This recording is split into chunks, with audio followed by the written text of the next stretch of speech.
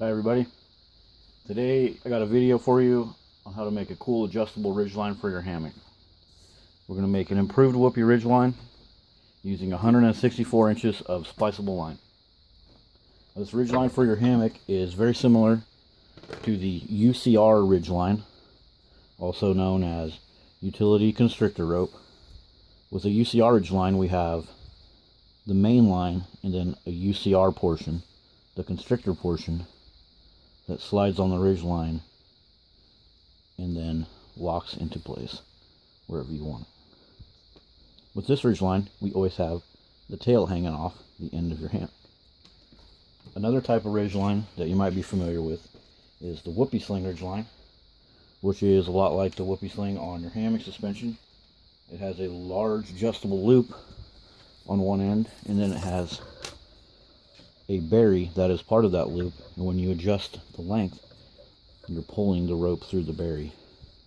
And then you always have a tail that hangs down in your hammock. So this little adjustable tail hangs down in your hammock. It can be kind of annoying, and it can sometimes catch on stuff. If it catches on stuff, it can mess with the berry and cause you to lose some of your adjustment. So today we're going to make an improved Whoopie sling ridgeline. So we're starting off with 164 inches of lash it 2.2, and the first thing we're going to do on one of the free ends is just make a small loop. It's going to be a 1-inch loop, and all it needs is a 1-inch berry. So all you need for that is add 1 plus 1 and you get 2. You don't have to do any little marks or stuff like that like some of the other videos. 1 plus 1 is 2, so just go 2 inches because you need 1 inch for the loop and 1 inch for the berry. Go 2 inches and fold, and then at 1 inch do your Brummel lock.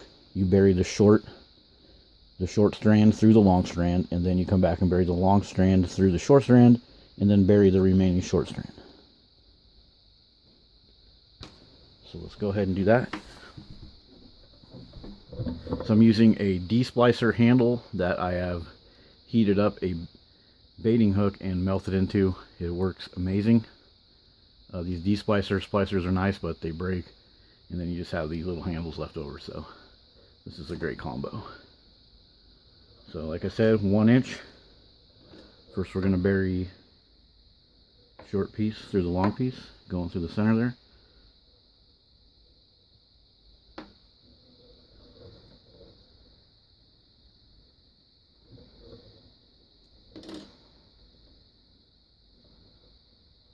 So we buried the short through the long, and now we're going to bury the long through the short.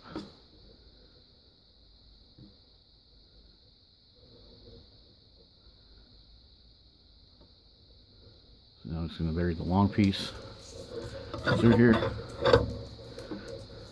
And at the end of the video, there's actually a cooler way to make this where you don't have to have the free end, the free long end, to pull back all the way through here like this. Okay, now we have our little locked Brummel piece, and to finish this loop off, just bury that tail.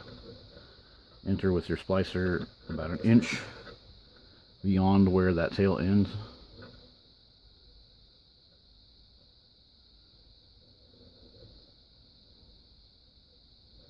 This splicer is actually a little bit big for this 2.2. Kind of being a little hard on it, but that's okay. I just got it with my little latch hook, and I'm going to pull it back through there.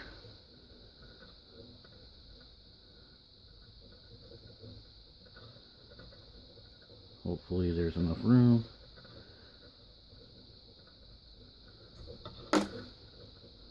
And then finish it by pulling it out. Tighten it up a little bit. There we go. Okay, now we have our loop. So the next step, we're going to do a 12-inch berry that begins 1 inch beyond this loop and goes 12 inches. So we're going to say there's about 1 inch right there, 1 inch beyond, actually beyond the end of the berry. So the end of the berry, I can feel it right there. So go about 1 inch right here, and that's where I'm going to enter with my splicing tool. But then I want 12 inches of berry, so I'm actually going to measure 13 inches because I'll lose about an inch. So I'm taking this piece, going over here to the one, and looking at 13 inches right there. And I'm just going to mark it by rubbing it with the dull end of whatever I happen to have laying around. I don't use the marker because it doesn't look good, because then you have to try to get the marker off. If you just rub it, you get a little spot that ends up fading away later on. So there's my 13-inch mark. I can go back and find that 1-inch mark away from the end of the berry, and that's where I'm going to enter this berry. I'm going to enter from the side of the loop, and for that I have this really long splicing tool. So this long splicing tool, you can find them on Amazon. I'll show you a link at the bottom. Sometimes if you're not careful, you can pop through the braid too soon. I'm just going to go all the way until my mark, my 13-inch exit mark. You can see it right there. And once I hit that exit mark, I am going to come out of this with my splicing tool. And you'll realize that you kind of have to compress the line on here a little bit. And you can also do this with a D.I.Y type splicer. I happen to have broke all of mine. They seem to break pretty quick. But this one works great too. So we are almost there. Right, there we are. Right, our mark. Okay, got 13 inches. And I'm going to grab the other end of this line and pull it through that berry.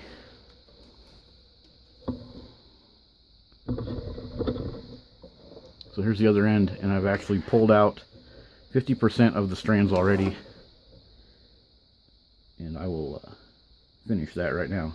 So what I've done here is at 2 inches from the end right here, I've pulled out 2 strands. I'm pulling out a total of 4 strands because it's an 8-strand berry. So I'm going to pull out 2 strands, trim them off, and then after that, an inch beyond the end, I pulled out 2 more, and we're going to cut those off. So now the end of this is thinned out. And it's thinned out because, for one, it's going to have a dedicated loop on it, and we always thin out the ends of the berry for a dedicated loop, and because with it being thin, it's going to get pulled through this 13-inch berry easier than if I had left it full 2 millimeter diameter. So now I'm going to carefully get that pulled through the berry, and if you go slow, usually this doesn't give you any problems. So I'm pulling the main line through the berry and coming back out by the original tiny little loop. Okay, I'm out. Worked good. So the first thing is we're going to take this line and put it through this loop. We can just go through the loop, or for a little added quick action of the Whoopie sling component, if you do a little bit of a lark's head like this and then pull the main line through, it will help the berry capture the main line faster, because the prusik right here is going to kind of hang on there, but it's also going to provide a little bit of grip to help make the Whoopie sling part act quicker. Alright, so now we have a large adjustable loop because we've created the Whoopie sling part. And then we just have this piece of string hanging here. So now we're going to make a locked Dremel eye loop here without having a free end. So that's probably the only part of this that is a little bit difficult, that not everyone knows how to do. So we want a 2-inch loop and a 3-inch berry, or whatever size loop, definitely a 3-inch berry. So since it's a 2-inch loop and a 3-inch berry, that means we need 5 inches. So I'm going to measure 5 inches.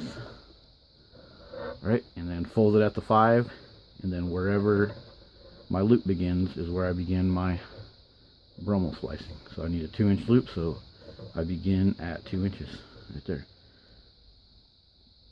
And just like before, you're going to start by burying the short piece through the long piece.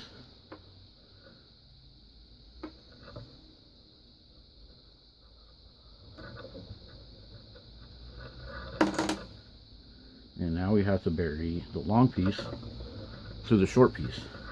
But wait, it's all doubled up and tripled up and knotted. How are we going to do that? Well, here's how you do it. So when you take, instead of taking this long piece and burying it through the short piece, we're still going to enter the strands of the short piece. But instead of pulling this whole piece through, we're just going to pull the loop through. So capture the loop with my splicer, pull it through,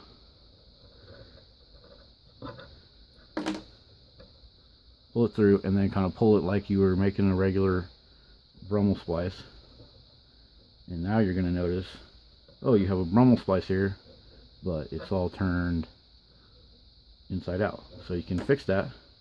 You just go in from the top of that piece and pull that strand through. So if I go in from the top here, where it's turned inside out, and then grab it, and if I pull it through, it will now be right. It will now be the right way once I get it all pulled through. Now that I pulled it through, you can see now everything is all oriented like it should be, and I can finish off this loop by burying the 3-inch piece. So I just bury that piece. Like before, I'm going about an inch beyond where that piece stops to make sure I get it fully buried inside here.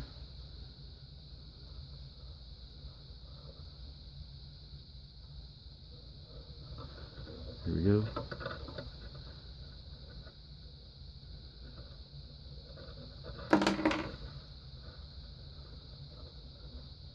Sometimes you don't get all the strands out and it folds up, so this is where a needle nose kind of helps sometimes. Just get that thing all the way pulled out of there. There we go. Pull the outer braid over the piece you buried, and now you have a nice locked Brummel loop without needing the free end. So now our line is complete. We have a loop right here on this end that we can lark's head or just throw onto our hammock suspension. You can either lark's head it or just throw it over like that. And then we have the rest of it is a whoopie sling, but as you adjust it, it just rides on there. Now some of you guys might think like, okay, that's just a whoopie sling with the tail. You might think first off that, oh, it's just a whoopie sling, but you've taken the tail right here and put a little loop in it so it rides on itself. Well, it's actually not true. Here's the normal type of whoopie sling. So if we just put a loop in the tail, as you adjusted it, it would just kind of flop down. It would just get longer. So a normal whoopie sling, the berry is on this line. With this whoopie sling, we're putting the berry on this line. So as the adjustment happens, the actual line out to your connection changes length. When you adjust this type of whoopie sling, the line that hangs changes length. So that's the difference. The berry of the improved whoopie sling is just on the other strand. It's on this strand. And so normally this piece right here would be the one that hangs in your face. But with this type of whoopie sling, this piece is actually the piece that changes length for your hammock. So you just always have a double strand ridgeline up above your head. You never have anything hanging. And with the 164-inch main line, your yield is a 79-inch minimum with a 139-inch maximum, which works for like a 9-foot to 13-foot hammock. But you can definitely use a smaller main dimension so that you don't have so much of the double line above your head, because occasionally if you mess with the berry you can get this little chattering and your adjustment will be affected. But that's why I use the 12-inch berry with the little prusik, because the 12-inch berry combined with the prusik, if there's any movement on this line also carries this and helps lock the berry quickly, so you don't have, if you're hanging a flashlight up here or clipping on like a little ridgeline media thing, this berry will just stay locked. And it has the cool advantage too of you can put stuff between these strands like a hat or a pair of gloves. Alright guys, so that's it. That's just how to make a cool improved Whoopie sling ridgeline for your hammock suspension or whatever else, camping clotheslines and stuff. Thanks.